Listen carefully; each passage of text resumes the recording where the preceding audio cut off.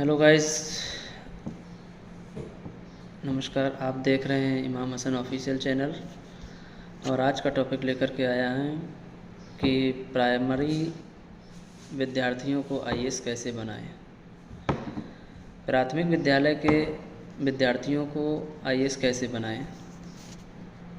तो आईएएस बनने का सफ़र जो स्ट्रेटजी है वो हम आपके बीच शेयर कर रहे हैं कि जो भी बच्चा 1 से 5 स्टैंडर्ड तक का 5th क्लास को क्वालिफाई कर चुका है तो क्लास 5th 6th और 7th 8th का और 11th और 12th तक का एनसीईआरटी को अभी से वर्बली तरीके से एक अपना ड्रीम बना ले। रूटीन टाइम के हिसाब से पर मंथली पर डे के हिसाब से कि मेरे को एक चैप्टर पढ़ना है।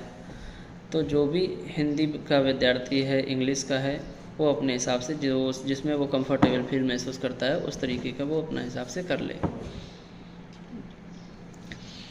तो आपको एनसीईआरटी आपको किसी भी बुक सेलर के पास मिल जाएगी। तो कुछ एनसीईआरटी जो है उसमें भी तब्दीलियाँ हो गई। पुराने पैटर्न की एनसीईआरटी को लें तो उसको और न्यू एनसीईआरटी में बहुत सारा चेंजमेंट मिला है। और अकॉर्डिंग टू आप सिलेबस को कलेक्ट कर लें, ऑनलाइन सिलेबस आपको मिल जाएगा इसका पिछले 3 साल का।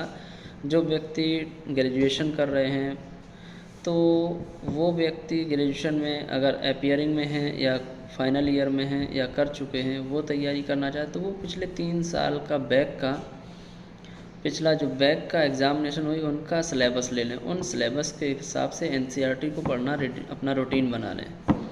जब एनसीईआरटी को रूटीन बना लेंगे तो आप उसके बाद में जो ग्रेजुएशन के व्यक्ति हैं, अगर जो प्राइमरी पाठशाला से पढ़ रहे हैं तो अगर 8th क्लास क्वालिफाई कर चुके हैं तो क्लास 8 के बाद में एनसीईआरटी लेकर के क्लास 6 से लेकर के 12 तक का एनसीईआरटी को पढ़ना शुरू कर दें, जो भी गवर्नमेंट का। लेकिन बैक पैटर्न जो पुराना है, पुरानी एनसीईआरटी को पढ़ें तो बेहतर होगा। और अब अगर तब्दीली जो जिस सिलेबस में आपको मिल रही है, जो कुछ चीज़ें आपको नई वो एनसीईआरटी मिल रही तो उस तरीके से कंपैरिजन करके आप पढ़ सकते हैं उनको कि क्या तब्दीलियाँ, दोनों में मेजरमेंट क्या हुआ है, दोनों को कंपेयर कर लें कि क्या कंपेयर करना है, कितना कितना चेंजमेंट आया। जब आप एनसीईआरटी पढ़ेंगे तो आपके अंदर नॉलेज बिल्डअप होगी, आपको खुद महसूस होगा कि आप कितना नॉलेज ले रहे हैं, गेन कर रहे हैं। दूसरी बात ये है कि अब आप एनसीईआरटी को पढ़ने के साथ साथ जैसे ही 10th 9th में क्वालिफाइंग होते तो आपको जियोग्राफी में आपको पढ़ना है। ऑप्शनल सब्जेक्ट सिलेक्ट करना है कि एक ऑप्शनल एग्ज़ाम होता है, उसमें ऑप्शनल में सबसे ज़्यादा आपको जर्नल में जो है 250 नंबर के जो होते हैं, 250 नंबर जो होते हैं, 250 मार्क्स का जो होता है एग्ज़ाम। जर्नल के 4 होते हैं, एलिजिबिलिटी टेस्ट होता है ना, इंग्लिश हिंदी का। तो प्री एग्ज़ाम के लिए और ये चीज़ें जो हैं वो आप ले लें। मॉडर्न हिस्ट्री है या आप जो भी है, जो हिंदी है और उर्दू है, जो भी भाषा का व्यक्ति है, मलयालम है, बंगाली है, गुजराती है, जिस भाषा में जो भी विद्यार्थी करना चाहे वो कर सकता है। आप क्या करते हैं कि एनसीईआरटी पढ़ते हैं, एनसीईआरटी आपकी कंप्लीट होती है तो आप अपने नोट्स बनाना शुरू कर दें। आपने पर्सनली माइंड में क्या गेन किया, क्या ऑब्जर्वेशन किया, उस तरीके का आप माइंड में उसके अकॉर्डिंग आप अपने सिलेबस के जो भी जिस तरीके का पैटर्न आप पढ़ रहे हैं उसको आप रिटन डाउन करें, आप पर्सनल नोट्स बनाएं। कुछ पिछले जो आईएएस टॉपर्स हैं या जो भी पास आउट हुए हैं उनकी कॉपियों को ऑनलाइन चेक करें और उन्होंने किस तरीके से क्या किया है, स्ट्रेटजी क्या है। कुछ तरीके के कोट्स लगा लें जिससे आप प्रेरित हों। तो आप उन चीज़ों को, अगर क्लास 8 क्वालिफाई कर चुका बंदा 9th 10th और 11th 12th के बाद 4 साल कंटिन्यूसली एनसीईआरटी और करेगा, या ग्रेजुएशन फर्स्ट ईयर में है, ग्रेजुएशन फर्स्ट ईयर का बंदा अगर 3 साल तैयारी करता है ग्रेजुएशन फाइनल होने तक, तो वो इंशाल्लाह बहुत जल्द ही फर्स्ट अटेम्प्ट में ही क्वालिफाई कर पाएगा। क्योंकि जितना बैकअप लेके चलेंगे, आप बुनियादी मजबूत करेंगे, उतना ही आपके लिए बेहतर होगा।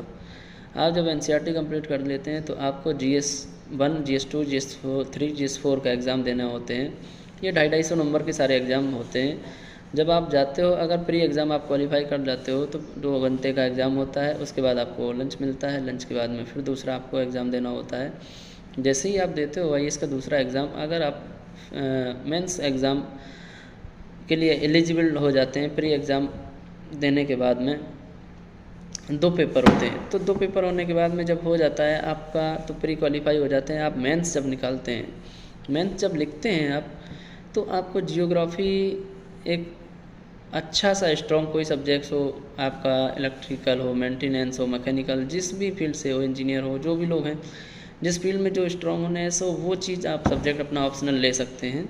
तो ऑप्शनल जो है, और उसके बाद में आपको निबंध ऐसे कैसे लिखना है, कितने वर्ड्स में लिखना है, और उसकी जो रिक्वायरमेंट है उसके अकॉर्डिंग लिखना है। बस चीटिंग नहीं करना है, ये चीज़ आपको बहुत ध्यान में रखना है कि आईएएस यूपीएससी का एग्ज़ाम जो भी है, आईएएस बनने के लिए सोच रहे हैं, यूपीएससी का एग्ज़ाम जो है वो सत्यता पर आधारित है। सत्यता का मतलब ये है कि अगर आप इस तरीके का सोच रहे हो कि वहाँ पे कुछ धांधलगिरी चल जाएगी, चीटिंग चल जाएगी, वो कुछ नहीं। आपके अंदर ऑनेस्टी होना चाहिए और कोई भी तरीके का चीटिंग नहीं होना चाहिए। नहीं तो फिर ये नेता और मिनिस्टर जो हैं सारे अपने बच्चों को आईएएस पीसीएस ही बनाते हैं। जितने भी लोग होते, लीडर होते हैं, सभी सोचते हैं फिर जो भी होता है वो उस लायक एलिजिबिलिटी नहीं तो नहीं बनाते हैं ना। तो इसलिए आप वो चीज़ मत करिएगा, नहीं तो आप कभी भी यूपीएससी क्रैक नहीं कर पाएंगे। यूपीएससी के लिए यही आप करेंगे तो बेहतर होगा। दूसरी चीज़ ये है कि आप जब जियोग्राफी पढ़ेंगे, फिर आप मॉडर्न हिस्ट्री पढ़ेंगे, आर्ट एंड कल्चर पढ़ेंगे, ये सब्जेक्ट मैं आपको बता रहा हूँ जो आपको पढ़ने ही पड़ेंगे, लाजिम है, ये ज़रूरी है, इसको पढ़ना ही पड़ेगा। आप आर्ट एंड कल्चर पढ़ेंगे, मॉडर्न हिस्ट्री पढ़ेंगे, ऐसे लिखेंगे निबंध, उसके बाद में आप अपने ही स्तर से आप शीशे के सामने मॉक टेस्ट कैसे दिया जाता है इंटरव्यू, वो इंटरव्यू के क्वेश्चंस हैं, आंसर्स को आप समझिए, देखिए, याद करिए, रिवाइज़ करिए कि कितने साल में क्वेश्चन जो बैक में पूछा गया वो फिर कब रिवाइज़ हो रहा है। मॉक टेस्ट जो है वो उसमें आपकी पर्सनालिटी और बिहेवियर पे डिपेंड करता है। आपको जो नहीं मालूम मत बोलिएगा, मत बताइएगा, जो भी है वो क्लियरिटी बोलिएगा, वहाँ पे झूठ और फरेब नहीं चलता है। आप जो भी है ऑनेस्टी से बोलिए, क्योंकि वो लोग भी जो इंटरव्यू लेने वाले हैं वो भी पहले आईएएस रह चुके हैं, रिटायर्ड हैं या वर्किंग पीरियड में, जॉब पीरियड में चल रहा है, तो उस तरीके से आपको काम करना होगा। वहाँ पे आपको ऑनेस्टी और आपको तार्किक शक्ति, डिसीज़न लेने का पावर आपके पास होना चाहिए। ये चीज़ आप अगर बिल्डअप कर लेंगे तो आपको आईएएस यूपीएससी क्रैक करने से कोई नहीं रोक सकता।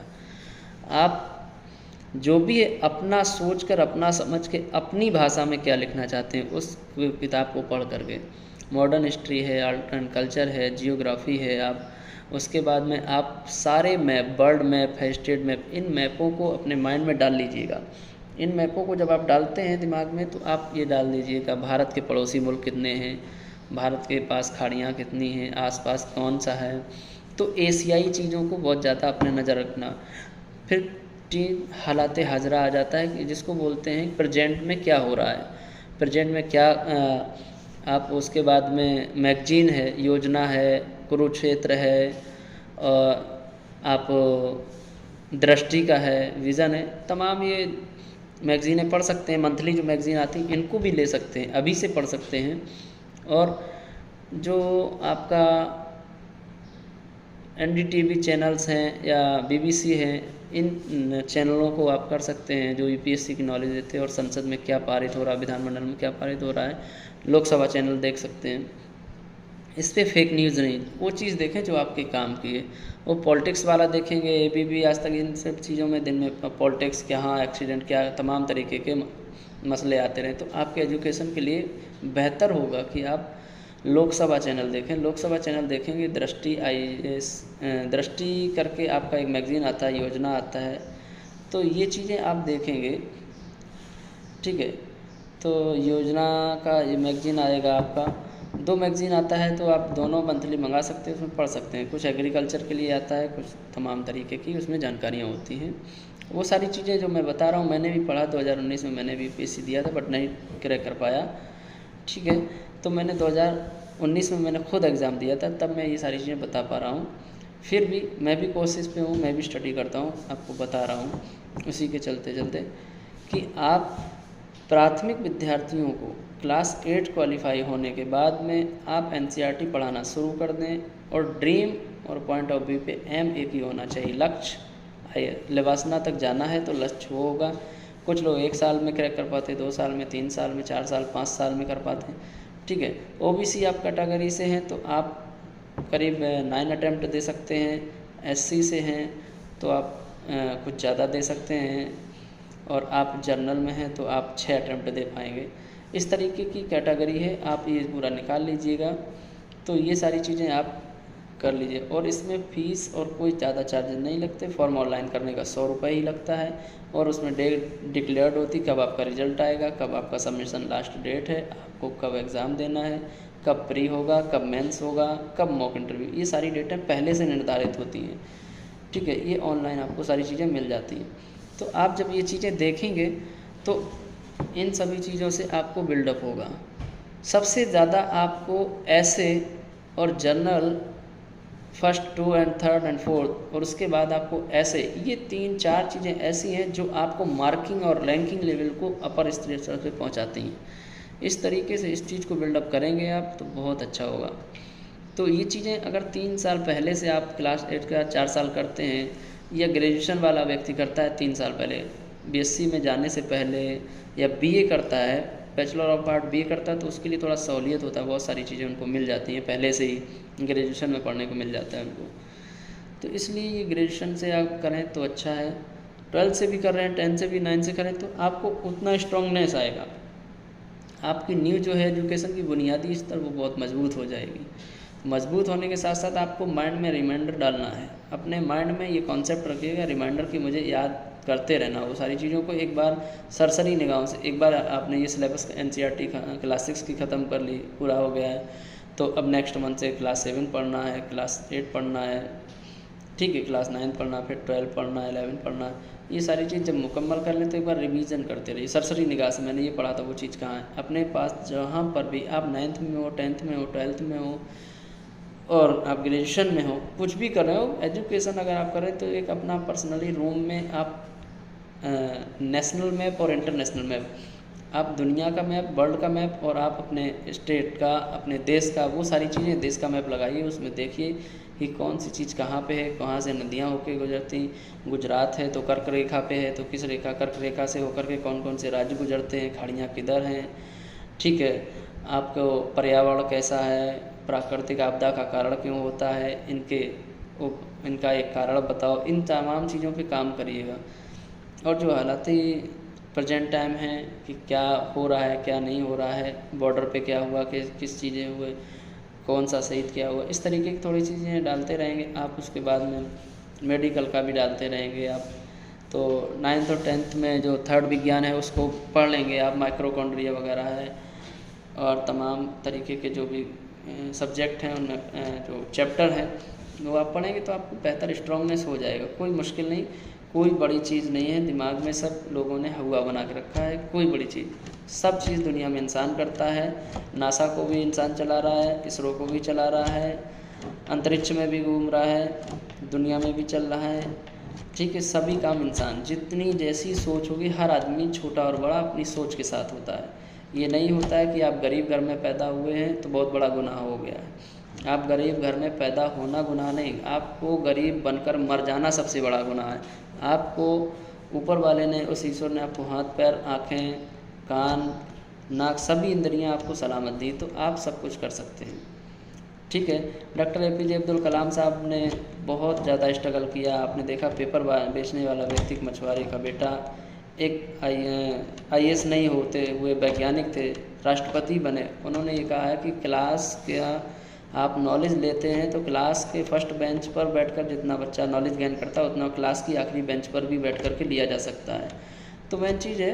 और उन्होंने दूसरा कोर्स कहा है, तो मैं उनसे प्रेरणा लेता हूँ, आपको भी शेयर करता हूँ कि आप, उन्होंने कहा है कि आप, ज्ञान एक ऐसा खजाना है जिसको कभी भी ना तो कम किया जा सकता, ना तो भुलाया और ना मिटाया जा सकता, ना है कोई छीन सकता है। दूसरी चीज़ ये है कि आप ज्ञान जब करेंगे, नॉलेज लेंगे, तो आपको नॉलेज जब मिलेगा तो आपको खुद ही आपके अपने अंदर में इम्प्लीमेंट आएगा। तो उन्होंने कहा है कि आप कर्म करो तो दुनिया आपको सलाम करेगी। आप कर्म के पीछे जाओगे, आप नॉलेज लोगे, आपके पीछे लोग आएंगे कोई। तो इस तरीके के लिए नेक्स्ट वीडियो के लिए अगर आपको अच्छा लगा हो तो हमारे चैनल को लाइक और सब्सक्राइब करें, शेयर करें। Thank you. जय हिंद।